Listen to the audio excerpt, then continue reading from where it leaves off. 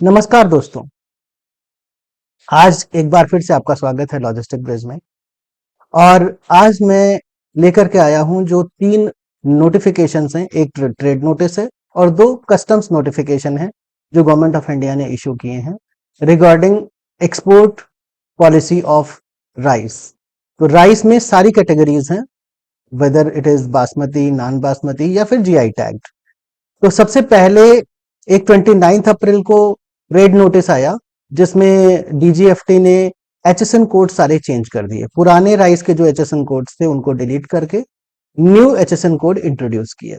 तो आज मैं उसी के बारे में आप लोगों को थोड़ा सा डिटेल में बताने की कोशिश करूंगा। अगर कोई क्वेरीज है तो आप लोग बीच में पूछ सकते हैं, हमारे कमेंट सेक्शन में कमेंट कर सकते हैं। तो सबसे पहले जो एक्सपोर्ट पॉलिसी ऑफ राइस आई है 1 मई 2025 में जो अप्लीकेबल होगी, उसमें बासमती, नॉन बासमती और जीआई टैग्ड हर तरह की वैरायटीज के एचएसएन कोड चेंज कर दिए गए हैं। पुराने एचएसएन कोड अब इफेक्टिव नहीं रहेंगे। अगर किसी एक्सपोर्टर को अब शिपमेंट 1 मई के बाद करनी है तो उसे न्यू एचएसएन कोड मेंशन करना मैंडेटरी है जब वो कस्टम डॉक्यूमेंटेशन के लिए जाएगा।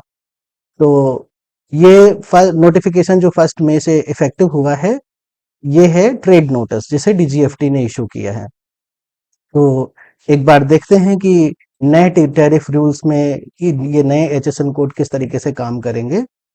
तो सबसे पहला नोटिफिकेशन जो मैंने आपको बताया, जो ट्रेड नोटिस है डीजीएफटी ने इशू किया, ट्रेड नोटिस नंबर 4 2025-26 का, जो कि 29 अप्रैल को इशू किया और 1 मई से ये इफेक्टिव हो जाएगा जब आप डॉक्यूमेंटेशन करेंगे कस्टम्स के। दूसरा एक कस्टम नोटिफिकेशन है जो 27 नंबर है, जिसमें यह मेंशन किया गया है कि जीआई टैग्ड और नॉन बासमती राइस पर 20% की ड्यूटी एप्लीकेबल होगी। एक तीसरा नोटिफिकेशन भी है जो कि 28 नंबर है, जिसमें कि ड्यूटी एग्जम्पशंस को लेकर के कुछ अमेंडमेंट्स किए गए हैं। और ये सारे नोटिफिकेशन और ट्रेड नोटिस 1 मई से इफेक्टिव होंगे। तो अगले नोटिफिकेशन की तरफ हम लोग आते हैं। सबसे पहले जो एचएसएन कोड चेंज किए गए हैं, तो आप लोग देख सकते हैं कि जो बासमती का पहले एचएसएन कोड था 10063020, उसको चेंज कर दिया गया है। अब बासमती का एक नया नोटिफिकेशन है, दैट इज 10063012। तो ये पहले जो 20 था उसको 12 में कन्वर्ट कर दिया गया है।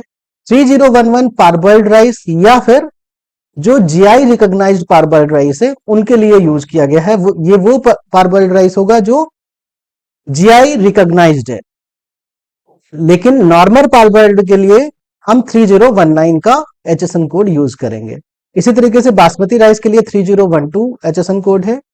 अदर राइस, कोई दूसरा राइस है जो कि रॉ या स्टीम फॉर्म में है लेकिन वो जीआई रिकॉग्नाइज्ड राइस है, फॉर एग्जांपल काला नमक राइस जो कुछ नॉर्दर्न स्टेट्स में उगाया जा रहा है, या फिर गोविंदो भोग जो बंगाल में उगाया जा रहा है, जिसकी हाई वैल्यू है और वो जीआई टैग्ड राइस है, तो उस राइस को 3091 में नोटिफाई किया गया है। इसके बाद सेमी मिल्ड या होली मिल्ड, जैसे व्हाइट राइस भी बोलते हैं, जो नॉर्मल व्हाइट राइस है, उसको 3099 में नोटिफाई किया गया है। इसके अलावा बासमती राइस 3092 में भी नोटिफाई किया गया है। तो एक तरीके से बासमती राइस के दो एचएसएन कोड एप्लीकेबल होंगे, एक 3012 और एक 3092।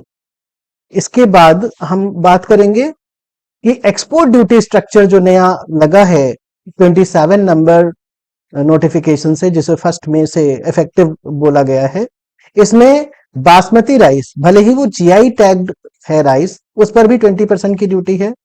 अदर पार्बॉइल्ड राइस 3019 के अंडर में जो आ रहे हैं उन पर 20% की ड्यूटी है। इसके अलावा अदर जीआई रिकॉग्नाइज्ड राइस पर भी 20% की ड्यूटी है। और सेमी या होली मिल्ड या फिर व्हाइट राइस जो है उस पर भी 20% की ड्यूटी स्ट्रक्चर कस्टम्स ने लगाया इस नोटिफिकेशन के अंडर में। हालांकि इसकी जरूरत नहीं थी क्योंकि ऑलरेडी प्राइसेस इंटरनेशनल मार्केट में भी और इंडियन मार्केट में भी काफी लो हैं। तो थोड़े ही देर के बाद में सेम डेट में 30 अप्रैल को ही एक नया नोटिफिकेशन आया जिसमें कुछ अमेंडमेंट्स किए गए, जो नोटिफिकेशन नंबर 27 को चेंज कर रहा था। तो उसमें जो चेंजेस किए गए उसमें सारे एचएसएन कोड की ड्यूटी को नील कर दिया गया इस नए नोटिफिकेशन के अंडर में। अब आते हैं कि जो क्लैरिफिकेशन है ट्रेड नोटिस 4 का, इसमें जो डीजीएफटी है उसने ये नए एचएसएन कोड इसलिए इंट्रोड्यूस किए जिससे कि एक्सपोर्टर्स जो पहले अगर कभी गवर्नमेंट किसी पर्टिकुलर एचएसएन कोड पे या पर्टिकुलर राइस की वैरायटी अगर इंडिया में शॉर्ट हो रही है, खास करके जो पीडीएस सिस्टम में पब्लिक डिस्ट्रीब्यूशन सिस्टम में जो राइस यूज हो रहा है, व्हाइट राइस नॉर्मली, उसको जब शॉर्टेज गवर्नमेंट देखती थी तो फिर वो राइस बैन कर देती थी, इरिस्पेक्टिव की व्हाइट राइस ही आपका जीआई टैग्ड राइस भी जा रहा है जिसकी वैल्यू बहुत ज्यादा है और वो जो पब्लिक डिस्ट्रीब्यूशन सिस्टम है उसमें नहीं आता, गवर्नमेंट उस राइस को नहीं परचेज करती।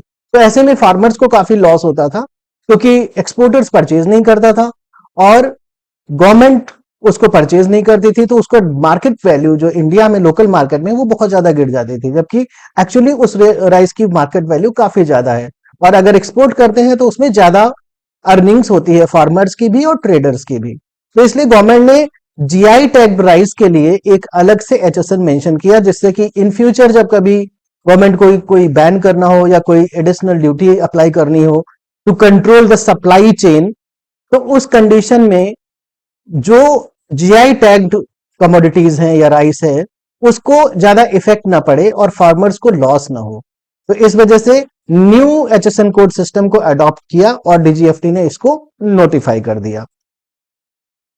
इसके अलावा अगर हम बात करें कि इसका क्या इम्पैक्ट हुआ, तो डेफिनेटली जो 27 नंबर नोटिफिकेशन आया 30 अप्रैल को जिसमें ड्यूटी लगाने की बात कही गई थी, इसमें डेफिनेट तौर पे जो एक्सपोर्टर्स थे वो काफी पैनिक कर गए थे और ये न्यूज काफी दिनों तक मार्केट में काफी चर्चा में रही। कई सारे न्यूज चैनल्स या न्यूज़पेपर्स की कटिंग्स थी जिनमें लोग सर्कुलेट कर रहे थे एक दूसरे को कि एक्सपोर्ट ऑफ बासमती राइस जो नॉन बासमती राइस है, एक्सपोर्ट उसका वो ड्यूटी अट्रैक्ट करेगा, 20% की ड्यूटी लगेगी।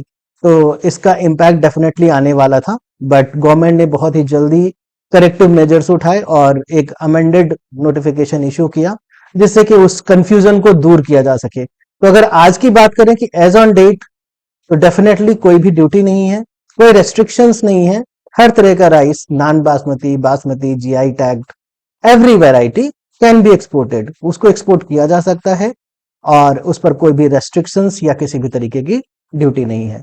ये चीज ध्यान रखने वाली है कि जो नए डॉक्यूमेंटेशन होंगे, कस्टम्स का डॉक्यूमेंटेशन होगा, वो न्यू एचएसएन के तहत ही होगा, ओल्ड एचएसएन के तहत आपके शिपिंग बिल जनरेट नहीं होंगे। वो सिस्टम अपडेट किए जा रहे हैं कस्टम्स के। अगर आप लोगों को कोई इसमें एडिशनल जानकारी चाहिए तो आप लोग कमेंट में अपने क्वेश्चंस पूछ सकते हैं, मैं कोशिश करूंगा कि उनका आंसर दे दूं। आज के लिए इतना ही। नमस्कार, धन्यवाद।